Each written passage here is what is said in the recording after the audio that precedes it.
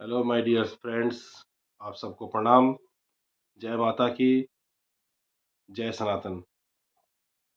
कल की तरह आज भी एक छोटा सा टॉपिक लेके आया हूँ और वो टॉपिक है कि सुबह से लेकर रात तक का जो प्रक्रिया है जीवन का, अगर उसको बड़ा ही सोच समझ के नाड़ी तंत्र के ऊपर, श्वास के ऊपर कंट्रोल करके हम चले तो बहुत सारी उपलब्धियाँ प्राप्त कर सकते हैं कुछ दिनों में। तो इसके लिए मैं एक बहुत अच्छा रेमेडी बता रहा हूँ, आप इसको प्रयोग कीजिए और जीवन में परिवर्तन को आप समझ पाएंगे। मैं ये कहना चाह रहा हूँ, जैसे हमारे शरीर में 72,000 नाड़ियाँ हैं, आयुर्वेद बोलता है जैसे। तो उस नाड़ियों में मुख्य 3 नाड़ियों को ऊपर वर्णन करते हैं और वो वर्णना इस तरह से है कि ईड़ा, पिंगला और सुषुम्ना, ये 3 नाड़ियाँ हैं और इस 3 नाड़ियों का जो विधान है, जो इसके बारे में ऋषि मुनियों ने, आयुर्वेदिक ने जो बताया है, उसके बारे में आपको बता रहा हूँ। जैसे हम मॉर्निंग में उठते हैं, अपना बिस्तर बेड त्याग करने से पहले हाथों को ऐसे रगड़िए और हाथों को देखिए और एक मंत्र होता है, कराग्रे बसत लक्ष्मी, कर मध्य सरस्वती, कर मूले गोविंदम, प्रभाते कर दर्शनम। ऐसे चुन के सिर से चारों तरफ से उतारिए और उतारने से पहले देवी देवता या गुरु मंत्र जो आपने ले रखा है उसको पढ़िए और उसके बाद अपनी इच्छाएं रखिए, दिन की शुरुआत अच्छी हो, भगवान से कामना कीजिए और देखिए आपका कौन सा नाक में बंद करके किस नाक से श्वास चल रहा है। मान लीजिए लेफ्ट वाला चल रहा है तो लेफ्ट वाला पैर ही धरती में सबसे पहले उतारें, ये नियम होता है। लेकिन उससे पहले धरती को भी आप स्पर्श करके प्रणाम कर सकते हैं। फिर श्वास के हिसाब से आप पहला, अगर दायां श्वास चल रहा है तो दायां पैर जमीन पर उतारें। इससे दिन की शुरुआत अगर ऐसे करेंगे श्वास विज्ञान से, तो इसमें जीवन के बहुत सारी कठिनाइयाँ हैं, बाधाएं हैं, ऑटोमेटिक ये कम होती जाएंगी। अच्छा, दूसरा चीज़ और भी है, जब घर से निकलते समय कौन सा श्वास चल रहा है इसको चेक कीजिए। चेक करने का रीजन मैंने चेक करने का तरीका मैंने बता दिया आपको। आप जब घर से निकले अपने नाक को बंद कीजिए और देखिए किससे श्वास चल रहा है। जिससे श्वास चल रहा है आप उसी कदम को घर से बाहर निकालिए और बोलिए कि घर से निकला हुआ कदम अगर हम रख रहे हैं तो हमारा जो उद्देश्य है ये पूरा हो और हमारे लिए पूरा दिन अच्छा हो, शुभ हो। ये तो श्वास विज्ञान बोलता है। ऐसे ही जैसे हम आध्यात्मिक जगत में पैर रखते हैं, श्वासों के बारे में कंट्रोल करना, ये सब सीखते हैं, प्राणायाम के माध्यम से हो, योग के माध्यम से हो। मेनली हम लोगों को शिक्षा दिया जाता है कि श्वास को कैसे कंट्रोल करें। तो ये कंट्रोल करने से ही आपके सब तरह की व्याधियों से आप मुक्ति पा सकते हैं। आयुर्वेद में बोला 3 तरह की नाड़ियाँ होती है, कफ, पित्त और वात। 3 तरह की नाड़ियों का ये जाँच करते हैं। इसमें वात, पित्त, कफ जो भी है, अगर जो बढ़ जाता है, उसी को कंट्रोल करके ठीक किया जाने से इंसान पूर्णतः से सुरक्षित हो जाता है, स्वस्थ हो जाता है। तो इसी तरह से हम जब श्वास को कंट्रोल कर लेंगे, प्राणायाम के माध्यम से हो, मेडिटेशन के माध्यम से हो, गुरु मंत्र से हो, श्वास को कंट्रोल करना ही योग में सिखाया जाता है। डीप ब्रीथिंग हो गया, रामदेव जी भी यही सिखाते हैं और इसी से धीरे धीरे प्रैक्टिस करते करते इसी से कुंडलिनी जागृत भी होती है, जो कि शास्त्रों में विधान है। और वैसे तो 3 नाड़ियों को प्रधान मान के चलते हैं, पीड़ा, ईड़ा, पिंगला, सुषुम्ना। जो लेफ्ट वाला, जिसको हम लेफ्ट श्वास जब चलता है, चंद्र श्वास बोलते हैं।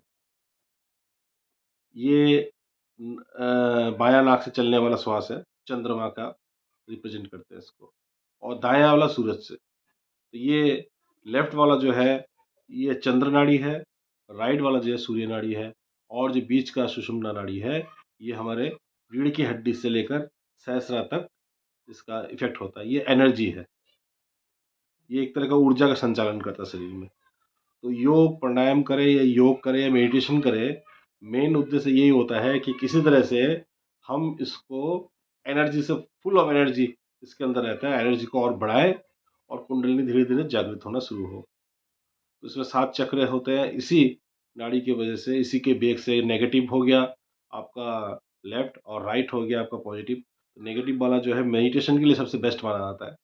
जब आप पूजा-पाठ करें या कोई धार्मिक कार्यक्रम करें, तो ये शीतलता प्रदान करने वाला चंद्रमा इसको देखता है, चंद्रमा इसका मालिक है। तो आप श्वास चेक कर लीजिए, अगर लेफ्ट वाला चल रहा है, उस टाइम मेडिटेशन, पूजा-पाठ आपके लिए बेस्ट है। और कार्य क्षेत्र में जब जाएँगे, जब एनर्जी की ज़रूरत है, कार्य करने की ज़रूरत है, रिप्रेज़ेंट करने की ज़रूरत है, बात करने की ज़रूरत है, तब आप अपना राइट को, अगर राइट वाला चल रहा है, तो ये बेस्ट होता है। पिंगला की बात कर रहा हूँ, पिंगला नाड़ी की। इसी तरह से नाड़ी का जो हम लोग पढ़ते हैं, ये हमारे शास्त्र में विधान है, शुरू से ही है। नाड़ी विज्ञान है, नाड़ी शास्त्र है, नाड़ी अध्ययन है, नाड़ी के पीछे बहुत सारे रिसर्च कर रखे हैं। तो मेडिटेशन करें, योगा करें, प्राणायाम करें, उद्देश्य यही है कि इस तरह से नाड़ियों में एनर्जी भरपूर होता है, इसको जागृत करना और एनर्जेटिक करना, इसको एनर्जी से भरना। तो धीरे-धीरे ये संभव हो सकता है। अपने श्वास को कंट्रोल करें और जितना ब्रीथिंग कर सकते हैं, जितना रोक सकते हैं, पहले प्रैक्टिस कीजिए रोकने का, फिर छोड़ने का। धीरे-धीरे बायाँ नाक और दायाँ नाक में जो श्वास चल रही है, इसको भी आप कंट्रोल कर सकते हैं। किसी भी शुभ कार्य में जा रहे हैं, तो अपना नाड़ी चेक कर लीजिए, जौन-सा शुभ है, उस हिसाब से उसका ऐसे पैर निकालेंगे बाहर, तो वो आपके लिए शुभ फलदायी होगा। और ये नियमित आप 1 महीना कर दीजिए, तो आपके अंदर बहुत बड़ा चेंज आएगा। चेहरे में दिव्यता आएगा, दिव्य तेज आएगा। कुंडलिनी जागृत करने का समय जो है, ये मूलाधार से स्टार्ट होना शुरू हो जाएगा। तो 7 चक्रों का मूला हमारा शरीर में है, 7 चक्र होते हैं, जिसका मेन जगह है मूलाधार। जब हम पद्मासन में बैठते हैं, तो गुदा-द्वार के जस्ट नीचे या साथ में बोल लीजिए, ये मूलाधार है। उसके ऊपर का हिस्सा जो है स्वादिष्टान हो गया, मणिपुर हो गया, फिर आपका ऐसे करते-करते गले तक भी आता है, गले से फिर सिर तक जाता है। इस तरह से एनर्जी क्षेत्र होते हैं। अनाहत हो गया, विशुद्धि हो गया, आज्ञा चक्र हो गया, सहस्रार हो गया। इसी तरह से ये एनर्जी ऊपर की तरफ फ्लो करती है, तब उसके अंदर दिव्यता आती है। अब उसके द्वारा जब दिव्यता आएगी, तो ये साधन भजन के हो, साधन के हो, योग के हो, प्राणायाम के हो, तो ये धीरे-धीरे उसकी तरफ आकर्षित होता है। स्पिरिचुअल नेचर उसका बहुत सारा चेंज आना शुरू होता है। पहले क्या था और बाद में क्या है, 1-2 महीने के अंदर फ़र्क आना शुरू होता है। तो श्वास तंत्र को समझिए, इसे अपनाइए, जीवन में उन्नति होगा, आध्यात्मिक उन्नति होगा और आपका जो दूसरा उन्नति कामना करते हैं, ये भी सब फुलफ़िल होगा। तो ज़्यादा से ज़्यादा इस वीडियो को आगे बढ़ाइए और देखिए कि कोई नया चमत्कार किस तरह से होता है। पहले इंसान अपने आप से शुरू करे, फिर समाज के लिए सोचे। पहले अपनी शुद्धि ज़रूरी है, इससे शरीर की शुद्धि भी होती है। शरीर की शुद्धि होना बहुत ज़रूरी है।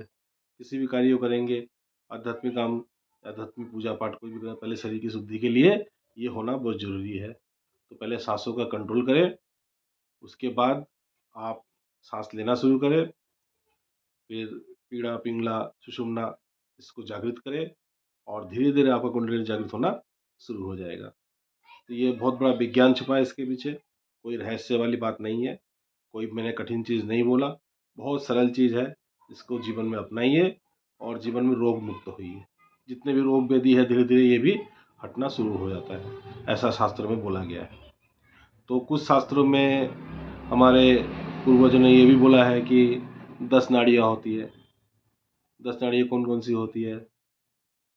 जैसे बायाँ आँख का होता है, दायाँ आँख का है, आँख का होता है, मुँह का होता है नाड़ी, इसी तरह कान का होता है। तो इस तरह अलग-अलग नाड़ियों को विशेषताएँ बताई गई हैं। तो फिलहाल तो आप इसको देखिए, जानिए, समझिए।